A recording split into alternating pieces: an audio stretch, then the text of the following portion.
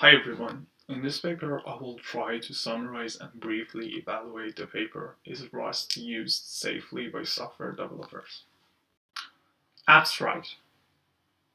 Rust is a programming language that provides a robust type system that enables programmers to write memory safe and data race free code. Unsafe Rust is a language embedded in Rust with the purpose of allowing access to a machine's hardware and supporting low-level performance optimizations. So the code that you write in unsafe Rust can be much faster than Rust. Unsafe Rust supports operations that are difficult to be statically checked, such as C-style pointers or mutable global variables. At the same time, if you use unsafe Rust, compilers are unable to statically guarantee the Rust's safety properties. This paper tries to find out how software developers are using unsafe Rust. It figures out that keyword unsafe is in less than 30% of the Rust libraries, but at the same time, more than half of the Rust libraries cannot be entirely statically checked by the Rust compiler. And it will explain the propagation of unsafeness in the Rust libraries. And at the end, this paper recommends changes to the Rust compiler and to the central Rust repository interface in order to help developers to find out which libraries are unsafe, even though they don't have the keyword unsafe in them. Before we go to the introduction, I want to explain two important concepts. First, context-sensitive analysis. Context-sensitive analysis is an interprocedural analysis which considers the calling context when analyzing the target of a function call. Using context information, one can jump back to the original call site. Context-sensitive analysis compared to context-insensitive analysis is more expensive and has more overhead. In the context-insensitive analysis information has to be propagated back to all possible call sites, and it will potentially lose some precision. You can understand it much more easily using an example, and here we have the example. In this example, we have a and b, two global variables, integers, and x is a pointer, and function f will increase the memory that x is pointing to. So inside the main, first we say that x will be equal to address of a, and then we call f, and what will happen is that we will increase the memory that x is pointing to, which is a. So a will be 1 after this call. And then x will be equal to address of b, and we call f, and after this function call, b will be equal to 1. So if we are using the context-sensitive analyzer, this analyzer analyzes f at least twice, and then effects of f are quite different each time. The context-sensitive analyzer infers that a will be equal to 1 and b is unchanged after the first call, and infers that both a and b are equal to 1 after the second call. But if we are using a context-insensitive analysis, the context-insensitive analysis analyzes f only once and produces information of sorts of like f modifies a or b. And after any call to f, contents of both these variables a and b will be unknown if you're using a context-insensitive analysis, because it can't separate for each call. It's context-insensitive. The second concept that I want to go over is the call graph. Call graph is a directed graph that represents the relationship between subroutines in a computer program. Each node represents a procedure, and each directed edge from F to G indicates that procedure F calls procedure G once or multiple times. And so obviously cycles in a call graph indicates recursive procedure calls. In this example that you will see multiple times throughout this video,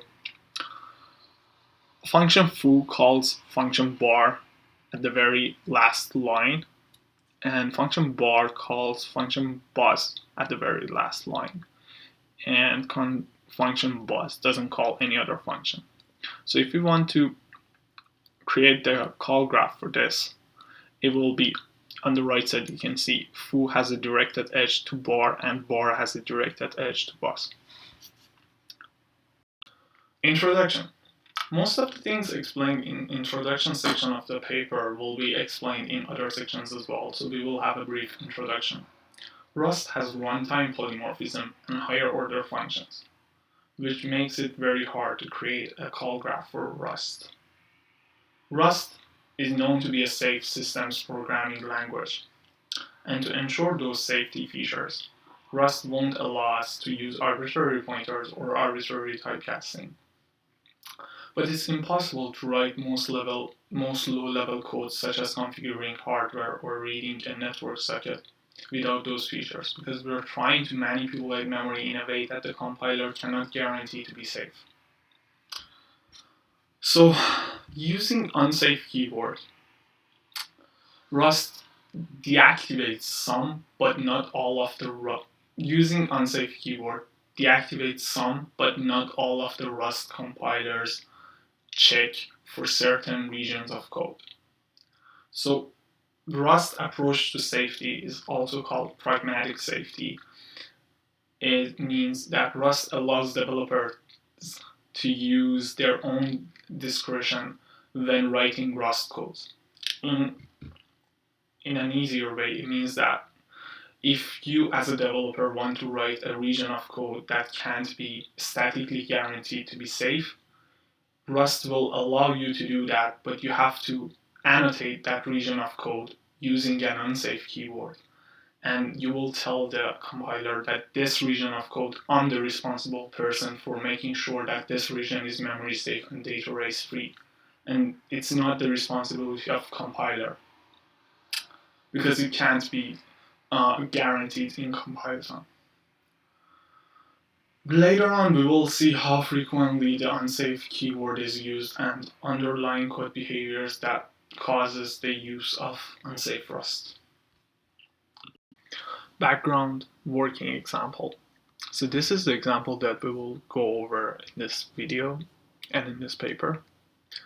We have 5 libraries. Library 1 has function foo, which calls function bar of library 2, and function bar of library 2 will call the buzz function on my object, and we can see that library 3 and library 5 are implementing the buzz function, and in the implementation of library 5 is using one of the functions in library 4. The call to myObject.buzz, the buzz function in library 2, is a runtime polymorphic call to the method buzz. The interface has 2 implementations in library 3 and library 5, as we went over. Background, Safe Rust. Ownership mechanism in Safe Rust. A unique variable is the owner for every memory location, and memory locations are immutable unless explicitly declared otherwise. Variable assignment results in a copy or transfer of ownership. Once the variable loses ownership, the ownership of a memory location variable, that variable becomes unusable.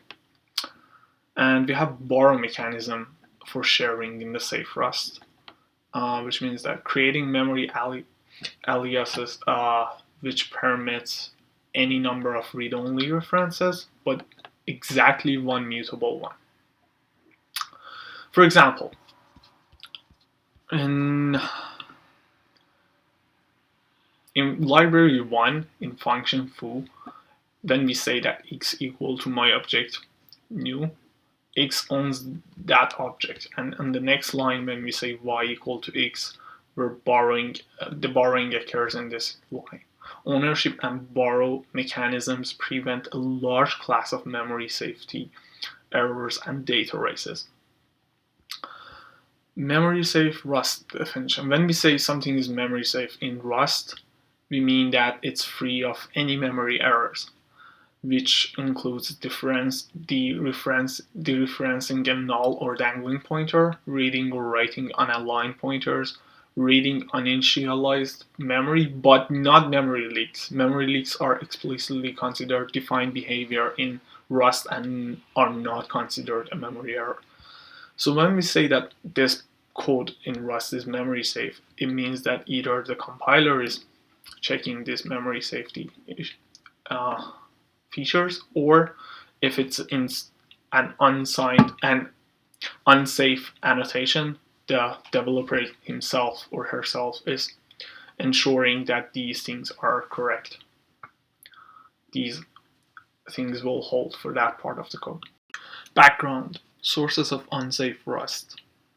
Sources of unsafe Rust can be unsafe operations, unsafe functions, or unsafe traits.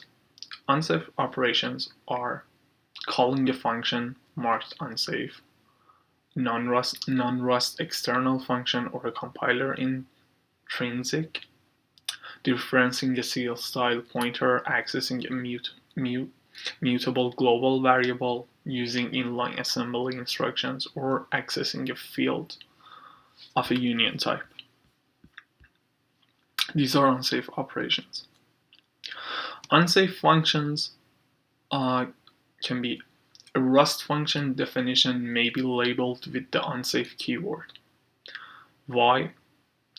It might be one of these two, because its memory safety errors might occur in that function, or to signal to a caller that the preconditions must be satisfied. In this case, an unsafe function may contain only safe Rust operations, but since it needs some preconditions, it can have the unsafe in its declaration. An unsafe trait. What is a trait? A Rust trait describes an abstract interface that types may implement. So it's kind of like an interface in Java. And a trait might need some a trait might have some invariance that needs to be satisfied. So if a trait needs some invariance to be satisfied, we will add unsafe to that, to the label, unsafe label to that trait, and the programmer must ensure that the implementation satisfies the trait invariant, because it can't be checked automatically. Background, function, taxonomy. A function can be declared unsafe, such as function QUX in library 4. A function can be possibly unsafe, which is one of these three, if a function is declared unsafe, again, such as function QUX in library 4, or if it contains an unsafe block, such as function hasBuzz in library 5, or if it calls a possibly unsafe function, such as function bar in library 2 if we assume that the buzz implementation is used from library 5. And in that case, library 2 function bar will be possibly unsafe, and that makes function foo in library 1 possibly unsafe as well. And a function can be safe, such as function hasBuzz in library 3. And if in library 2, based on which implementation, if we use the implementation in library 3, then library 2 function bar in library 2 will be safe as well. And hence, function foo in library 1 will be safe. But if we use the implementation in library 5, then bar will be unsafe and hence possibly unsafe, and hence foo will be possibly unsafe as well. So in the optimistic approach, we assume that if there are two implementations, the implementation that is safe will occur. And in the conservative approach, we assume that if there are two implementations, the one that is unsafe will occur.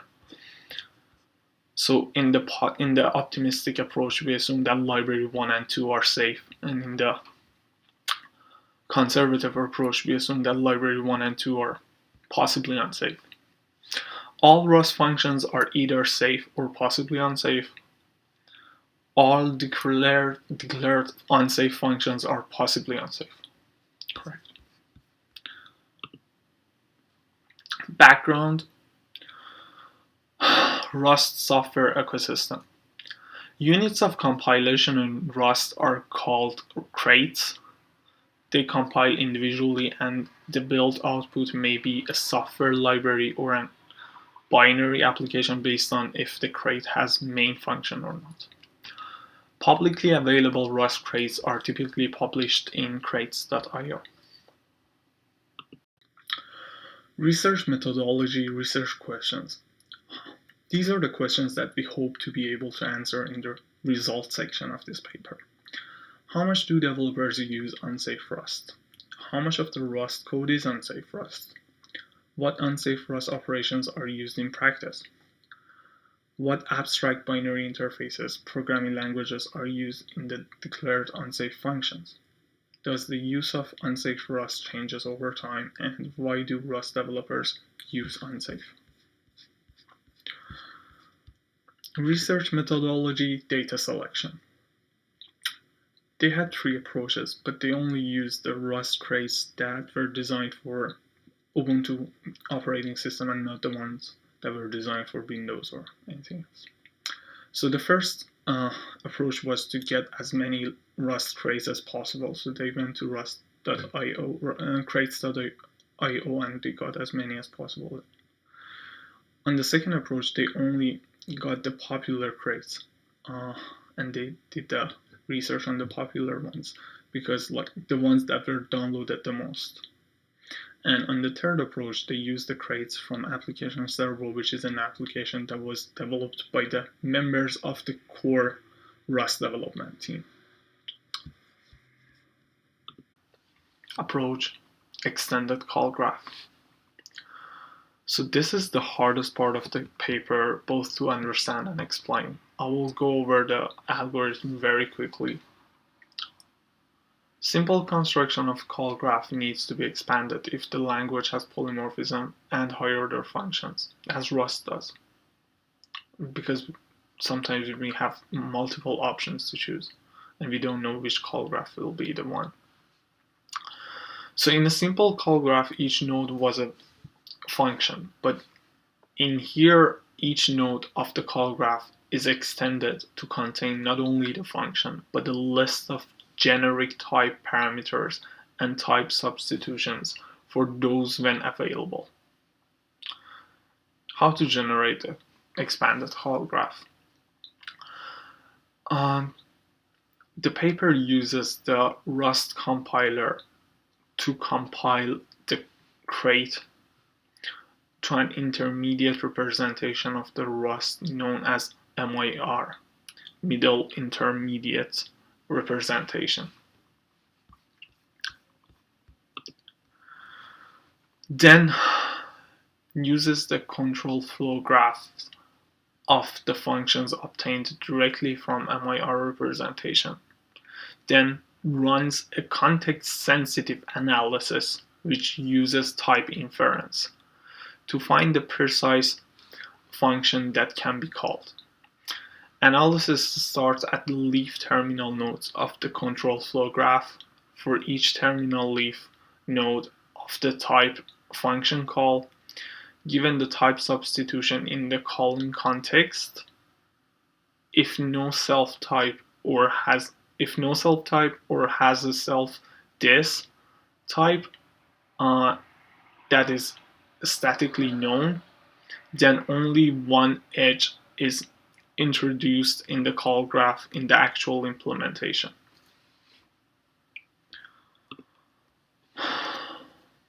If a node with calculated substitution for generics of the called function does not exist in the call graph, we apply the substitution recursively and introduce new nodes in the call graph as needed.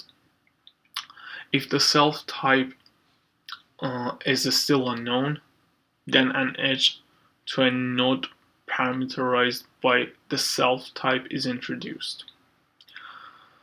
When we encounter functions with generic type parameters, we parameterize the call graph based on the generic type parameters and instantiate a call with actual type available at the call site. Nodes are functions together with a set of type substitutions of the generic type parameters when statically known. As we said before, nodes are expanded. If the precise functions of the call graph cannot be resolved at compile time due to virtual dispatch and high order functions, then we split into two approximations.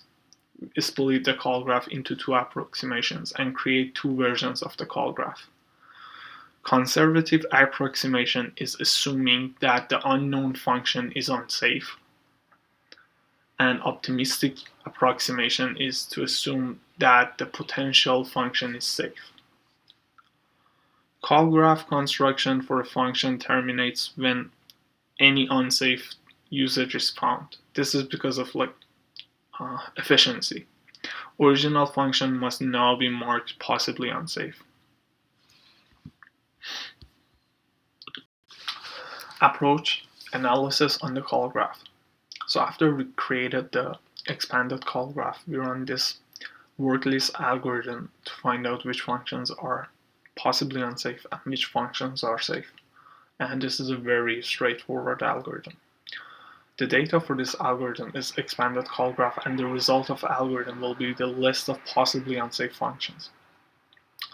So what we do is, for all function definitions, if the function has unsafe in body, then we add the function to possibly unsafe list, and at the same time we add the function's call graph node to the work list. After we've done this for all the function definitions, we reverse the call graph and we do this algorithm as long as the work list is not empty. So as long as the work list is not empty, we get one element of the work list. We pop one element out of the work list for each neighbor of that current function.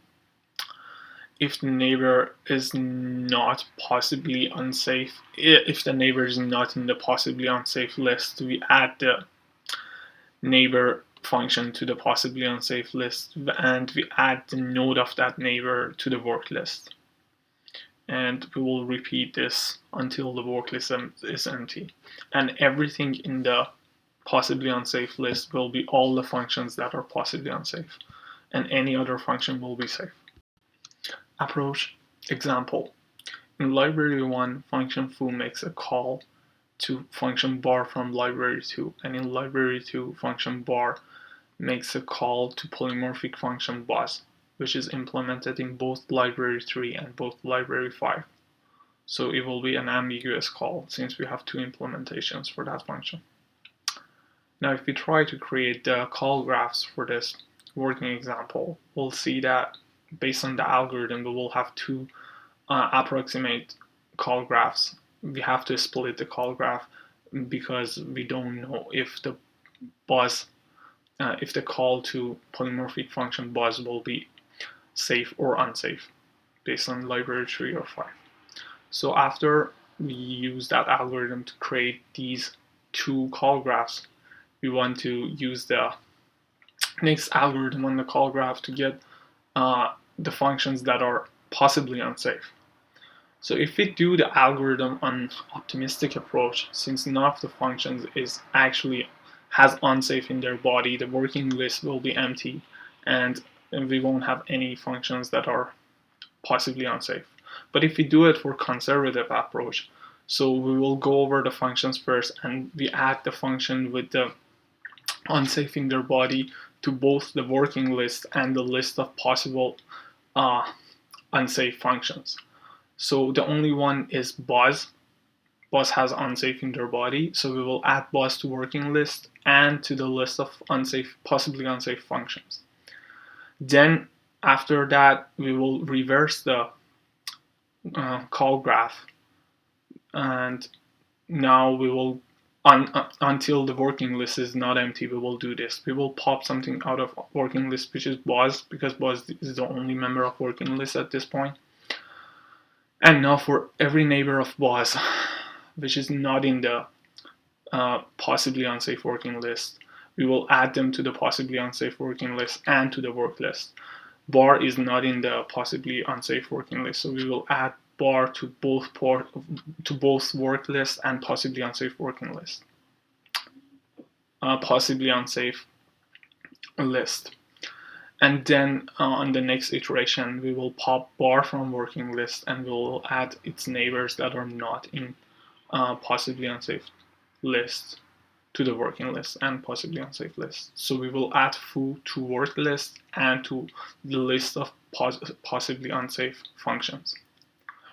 And on the next round, we will pop foo from working list and add its neighbors, but it doesn't have any neighbors, so we won't add anything to the working list. The next round, working list will be empty, and now on the list of possibly unsafe functions, we will have all three functions, foo, bar, and buzz.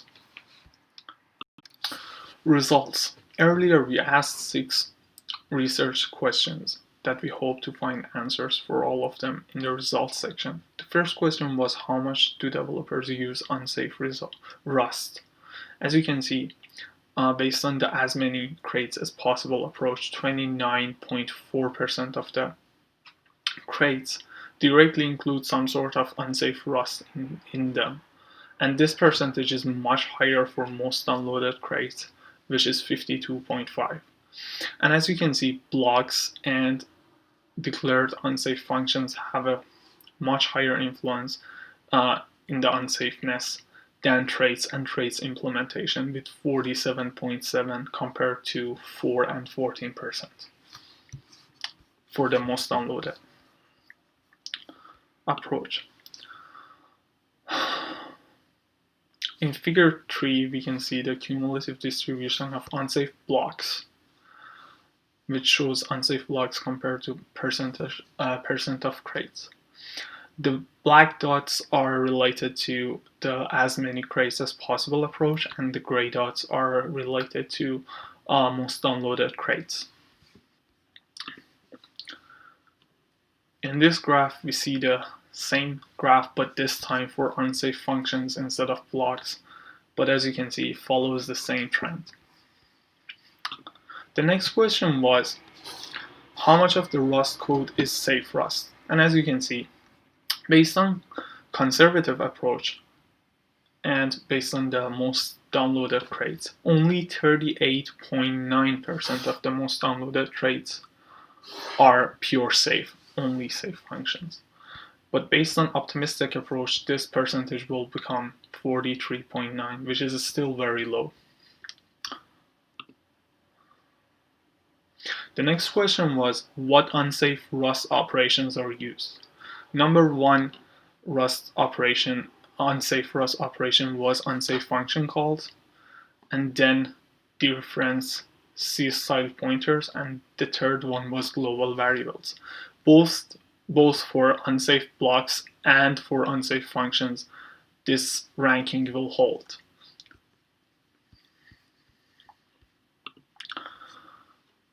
Next question was, what type of unsafe functions are called? As you can see, when we have an unsafe function call, most of the unsafe function calls are to Rust files.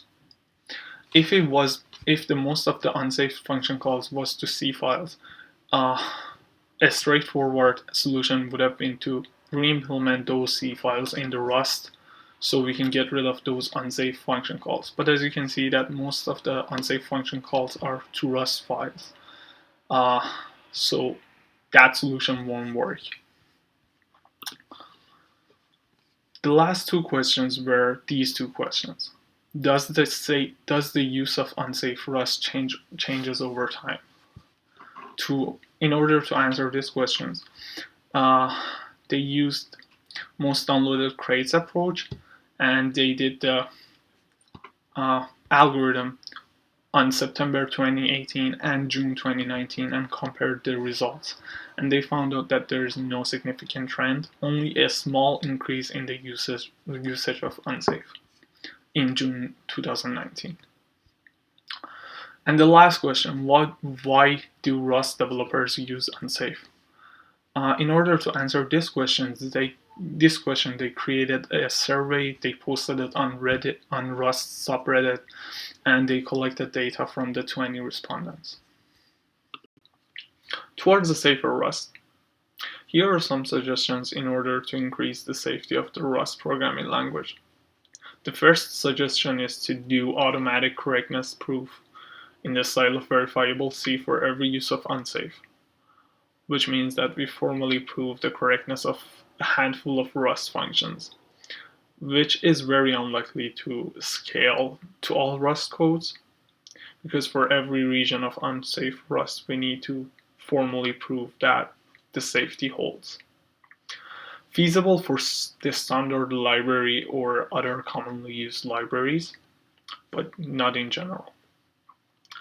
The second suggestion is to only address unsafe function calls, which is the most common use of unsafe.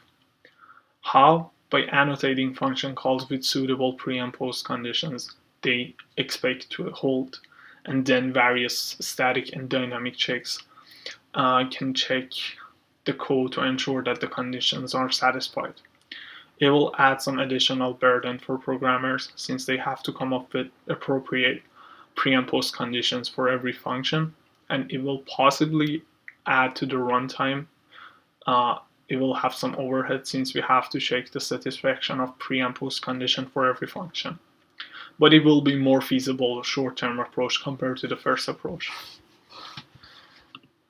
The next suggestion is to aid programmers in reasoning about the safety of any external code they use by strengthening tools so programmers have automated checks on unsafe code dependencies, which enables better pragmatic safety. But to do this, we need a clear definition of what unsafe Rust actually means and which behaviors are undefined. And the last suggestion is that Rust library ecosystem tools, crates.io, should also help alert developers to uses of unsafe. How? By adding a new tag or badge for crates that include unsafe Rust, by adding a dependency tree for each library with the crates that use unsafe Rust clearly marked, and by adding a list of code reviews for any unsafe Rust. Thank you for watching this video. I think I've already passed 30 minutes and I don't want to take any more of your time, so I will share my evaluation of this paper in the class. Have a good day, guys.